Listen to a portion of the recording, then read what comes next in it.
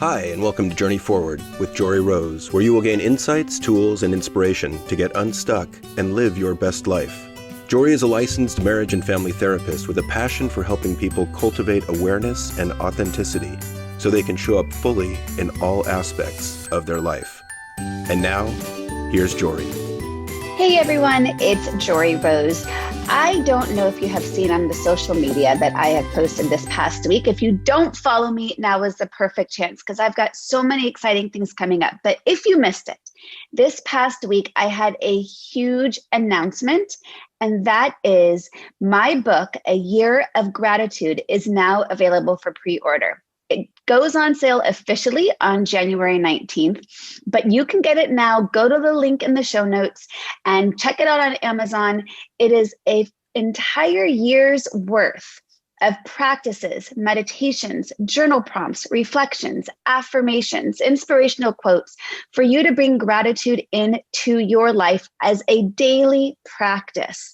I'm going to be doing an entire episode about gratitude going further into this in a couple of weeks, but I am so excited, and it would mean so much to me if you would help support me in the launch of this book by checking out how you can pre-order it now. So go to the link in the show notes, and thank you in deep gratitude in advance. And you've got a couple of more days before my Let Your Shit Go workshop. As you're going to be hearing in this week's episode, I'm talking about how to really live a mindful life. And we can't move forward unless we're letting go of what's been holding us back. So again, go to the link in the show notes and you can check out how to register for my virtual Let Your Shit Go workshop, which is my favorite workshop I lead all year long. And now, thank you, COVID, it's virtual, which means all of you listening, no matter where you are, can join in. It's going to take place on Wednesday, December 30th at 10 a.m. Pacific time. And we are going to be guiding through a meditation on releasing, a ritual in letting go, and of course, setting intentions for what we want to bring in the new year. I really hope to see you there. Share it with your friends. And thank you guys so much. I just want to wrap up before delving into this last episode of the year. Thank you so much for being part of the Journey Forward community. If this podcast has inspired you, have spoken to you, has taught you something, I really am just so grateful to be part of your journey and helping you show up and how to live your best life. So thank you again. If it has impacted you in some way, let me know. Leave me a review so I can hear all the beautiful feedback that you have gotten from tuning into these episodes. So enjoy today's episodes, and I look forward to seeing all of you in 2021 as continued part of the Journey Forward community. Hope you have had a happy holidays and wishing you a very, very healthy and present and conscious and aware and mindful new year coming up. All right, enjoy today's episode. Today is the last episode of 2020, and we'll be completing our mini masterclasses in mindfulness as I've been doing since October. I so hope that you have found all of these different tips and tools and frameworks helpful as you consider how to get unstuck from what's not working in your life, so you can create the new habits, new patterns, so you can release old stories, old definitions of self, so you can get curious about your mindset to see how you actually feel about growth and change and what you've been telling yourself of what's possible. And the key to living a more mindful life is awareness. And the key with awareness is not necessarily awareness that will lead to instant change or new habits or new patterns, but the key is an awareness of itself so that you can begin to even see what those habits and patterns are. Because as I've been saying, we tend to live our lives on autopilot. We tend to go through the motions. We tend to live by trial and error of what we think is working, what maybe not working, but maybe not knowing how to pivot or how to be more resilient and how to create new ways of approaching a situation. But without awareness, we absolutely stay stuck. And so even with things like looking at our habits or patterns, I will often say to people, all you've got to do is ping the moment in which you're aware of a thought pattern, or ping the moment in which you are aware of a reaction beginning to build. And let that awareness give you pause. Let it help you create some space between you and whatever is arising. You don't have to instantly do anything about it, but mindfulness helps us to slow down. Mindfulness helps us to become more intentional so we can respond and not react.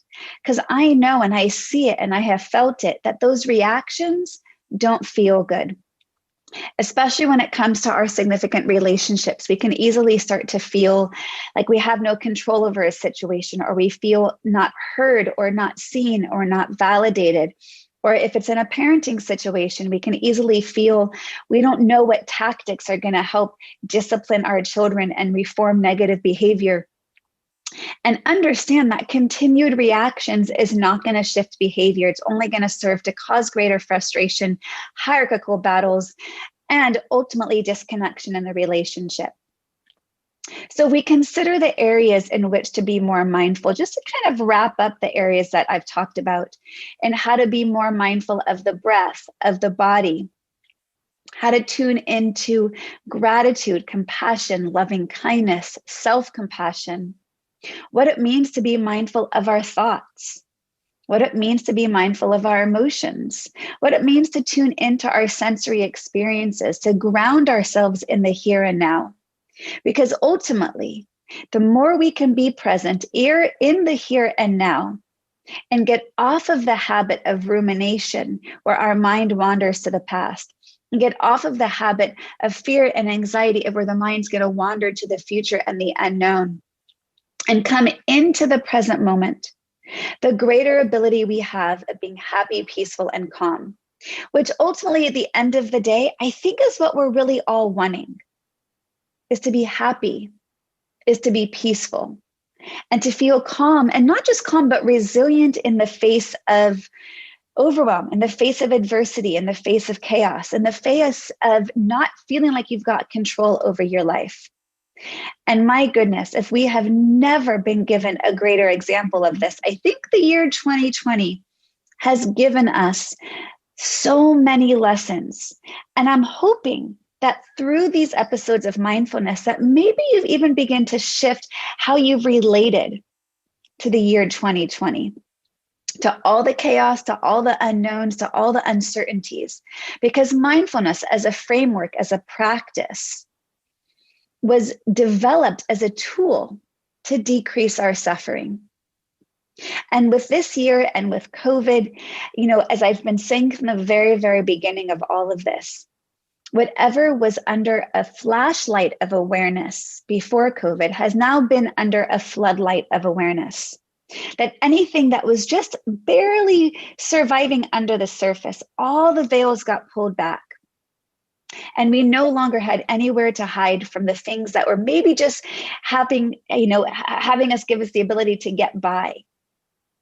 Nowhere to run, nowhere to hide. So we had to learn in a really powerful way that one of the best ways to get through adversity and challenge is through acceptance. That the more we deny, resist, ignore, and judge what's arising, the bigger our reaction is to whatever's coming up. So the key and the pathway to greater peace, happiness, and calm actually lies in the acceptance. Now, as I've said many times, how do you accept what you don't like? And that's the question I get most often asked. How do you accept what you don't like? But what I say is not accepting it doesn't make it go away. Not accepting what's arising only makes your reaction harder. It makes it bigger. It makes the frustration, the anger, the irritability, the sadness, the depression, the anxiety, the fear, the reaction makes all of that grow. Acceptance, even if you don't like it, helps us to diminish the reactivity. And as soon as we can diminish reactivity, our emotional brain has calmed down just a bit, giving us greater access and ability to our resources and our tools. So again, I'm hoping that you found all of these tips and tools and frameworks and practical application of what mindfulness looks like in everyday life, that it's been helpful to be able to put into practice into your life. So as we wrap up this mini masterclass, and I'm sure I'm going to continue with some more masterclasses in mindfulness moving forward before going back to some interviews. But I really thought what an important time to delve deeper into what mindfulness looks like, and more importantly, how to apply it to our everyday lives. And I've said this before as well, that I know that the two biggest areas we most get stuck in is our thoughts and our emotions. Those are our internal processes that we get stuck. We get stuck when those thoughts take over, and we get stuck in our emotions when we fear them, or we don't know what to do with them. We haven't been role modeled how to handle them. When our emotions scare us, we don't know how to communicate them, or we're afraid if we open the gates to those emotions that the floodgates are never going to close again and we're going to be washed away through the emotion. So those are our internal processes. And then we've got these external things that keep us really stuck as well. We get things like expectation and attachment, wanting people to be a certain way that we just wish they were. But ultimately, when we can accept someone for who they are, we have a greater ability to connect in a compassionate and empathic way, looking for the tools and the resources in which we can deepen our connections and our relationships. A lot of it's easier said than done. And I know this, and that's as I always say, it's a practice. It's not a one and done. It's not something that's going to change overnight. And it all, fundamentally, whether it's any of these internal processes or these external ones, it all has to start with awareness, because you can't change what you're not aware of.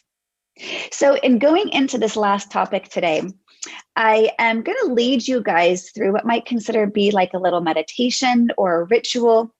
But normally, on a normal year, which I'm saying in air quotes, on a normal year, I lead a workshop at the end of the year as close as I can to the December 31st, in which it's a let your shit go workshop. Because I know that so many people are carrying things that are so heavy. And the longer we hold on to something, the heavier it is to carry. And I'm not a huge fan of New Year's resolutions, as you'll actually hear me talk about in upcoming episodes around the first of the year. I'm not a huge fan of New Year's resolutions because I don't believe that we need to pick a particular day to create change. I think the calendar is an arbitrary opportunity to start something new. I truly believe that we can begin to create change as soon as we have the awareness that something's not working for us. And I also know that there is beauty in the natural closure of the end of the year and in the beginning of a new year. So in order to start off the new year feeling that you have open opportunity, that you really want to bring in your intentions for the new year, I find it really helpful to create ritual around what you want to let go of, because the longer we hold on to something, the heavier it is to carry. And not only is it heavier to carry, but it takes up space in our minds, in our bodies, in our energy, in our relationships. And that space that it takes up becomes toxic. And it does not serve our higher values. It does not serve our higher goals. It does not serve our deeper needs. So when we can clear out and create that ritual of letting it go and releasing it, not only are we relieving ourselves of the suffering of by holding it, but more importantly, we are creating the space to allow what we want to come in. So I invite you to just consider for a moment, take a moment of self-reflection as I'm talking, and look back in your mind's eye over the past year, over 2020. Maybe rewind back to a year ago right now, just before the new year of 2020. And I think the year itself, just the name 2020, brought with it so much vision and hopefulness of clarity. And I know this is what I was talking about a year ago, is how to have greater clarity. What are we going to be able to see? And ironically, perhaps in its pain and in its difficulty and in its challenge and adversity, Maybe we were actually able to gain the clarity that we were seeking a year ago. So rewind in your mind's eye over the past year, starting back in January, of what was feeling hopeful in the upcoming new year.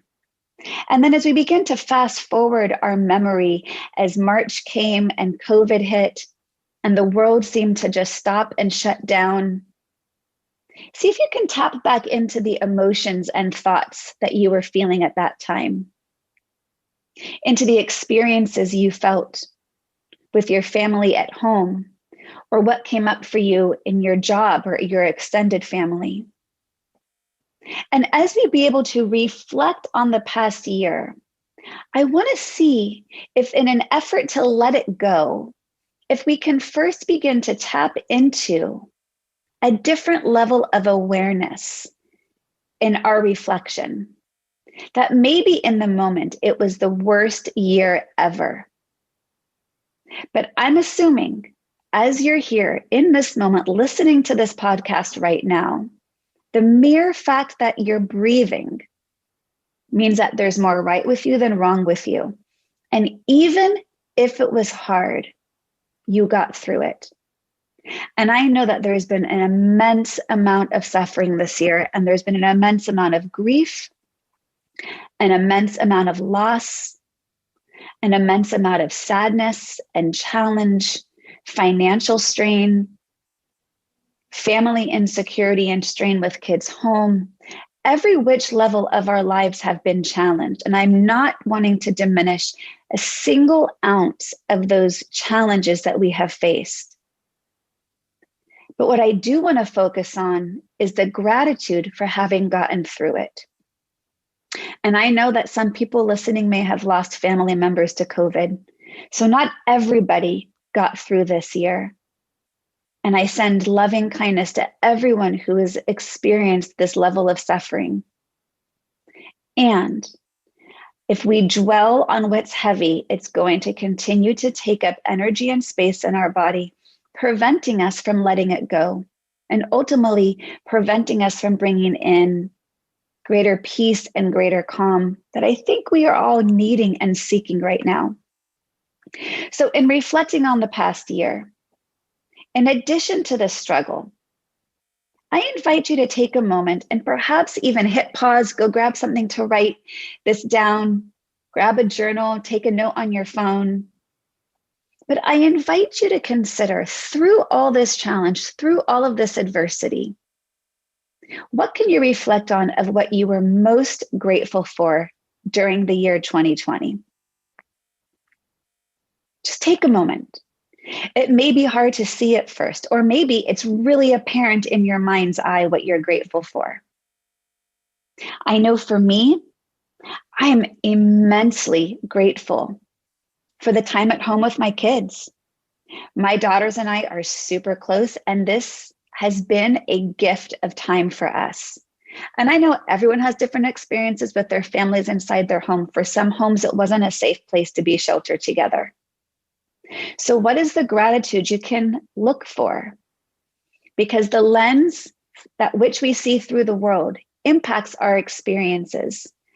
And if we continue to look through the lens of anger or irritability or sadness or depression or frustration, or if we're continuing to look through the lens of, but it wasn't supposed to be like this, then we're going to continue to feel stuck.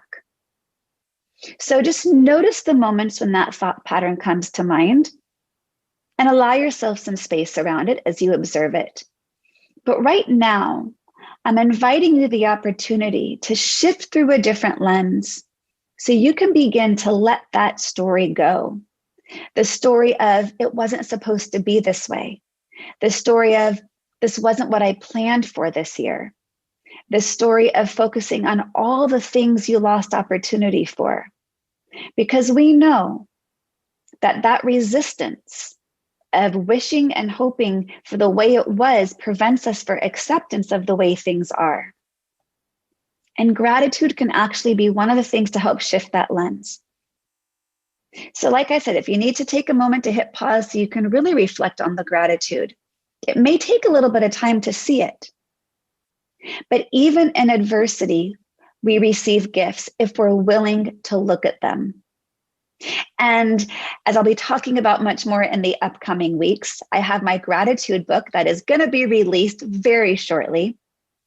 But in doing the research for the book on gratitude, one of the ways that we can strengthen the muscle of gratitude in our own experience is to not just focus on what's good, but actually to focus on how things did not become the worst case scenario we feared them to be. We can even do what's called a downward social comparison, where we might look at someone else who have suffered a little bit worse and be grateful for the fact that it wasn't as hard as maybe somebody else had it. Now, that doesn't always feel right because we don't want to be capitalizing on somebody else's suffering. However, in the research on gratitude, it's a valid way to tune into what is going okay in your life or what is going well. So beyond this moment, considering your gratitude for the year 2020, and as an extension of gratitude, I invite you to take note of not just went well this year, but what did you learn? What did you learn about yourself? What did you learn about your relationships? What did you learn about what's most important to you or your values? What did you accomplish this year? Maybe for some it was, I accomplished nothing. And let that be okay without judgment and without holding on to resentment for I accomplished nothing. Maybe perhaps this was the year you were able to do nothing and relax. So I invite you to let that be okay, because it's so easy to attach judgment. And because of that, we stay in comparison mind, comparison to others, or comparison to the expectations of how we think we should have been able to act or able to be in the face of this adversity. So I think in acknowledging what went well, acknowledging what you've learned, acknowledging what values of yours emerged up to the surface, you're able to perhaps shift a little bit of a lens, see with a little bit of greater clarity, and definitely greater compassion. And the next piece of this is once you've acknowledged what went well and what you've learned in your values and maybe where your gratitudes are, take a moment, hit pause again if you need to write it down, because here's where I want to invite you to release what you no longer want to carry, to let your shit go of all of the emotions and thoughts and situations and circumstances and anger and sadness and loneliness that came with the year 2020. And it is my hope that the upcoming year is providing hope for change, hope for a bit of normalcy to return to our lives. It might be different, right? Because the world is constantly changing. This is a universal truth. The most constant thing is change. So it's not going to go back to the way it was, but we can create a new world, a new sense of normal. But I invite you to write down very clearly the things you no longer want to carry into the new year. And perhaps write down each thought or experience or emotion or situation on a little separate piece of paper. Because had you been into my office and we had performed this ritual together in person, or had you attended a retreat with me, which I do so desperately hope to reactivate my retreats in 2021. I had an amazing retreat planned at Marival in Tucson, Arizona, that I am very hopeful I will be able to rebook for, I'm guessing, probably October of 2021. So ladies who are interested, keep your ears perked for when I announce whatever official information. But we do this practice in retreats as well, in which we write down what we no longer want to carry on separate little pieces of paper. And after you're done listening to this episode, I invite you to create a ritual around releasing and getting rid of those little pieces of paper. Perhaps it's tossing them into a fire if you have a fireplace or maybe a fire pit in your backyard. Or in my office, when I do this, I'll get a really big glass bowl and toss each one into a glass bowl, light it, and just watch it safely burn in the glass bowl. And as you perform this ritual of letting go, adopt a mantra of I release what is now too heavy to carry and that I no longer choose to carry with me. So you're creating an energetic and tangible ritual of releasing and letting go what will not serve you in the upcoming year. And just notice as I'm talking about this, what's coming up for you, whether it's the things you want to let go of, or perhaps even your mindset around release and ritual of letting go. Maybe you're thinking, oh, this is bullshit. This won't make a difference. What difference does it make if I toss a piece of paper into the fire? It's still going to be there. Well, I'm going to suggest that mindset is very powerful. And if you want to let it go and you're ready to let it go, then you'll be able to release the things that may be holding you back. That might be your roadblocks. That might be the things to help you get to the next step of where you're hoping, with non-attachment, of course, because as we know, attachment is one of the quickest paths to suffering. But we can stay open and be in a position to be able to receive rather than be closed off. I'm a really firm believer in setting intentions, which I'm actually going to talk about in our next episode. So I suppose the mini masterclasses of mindfulness will continue just a bit.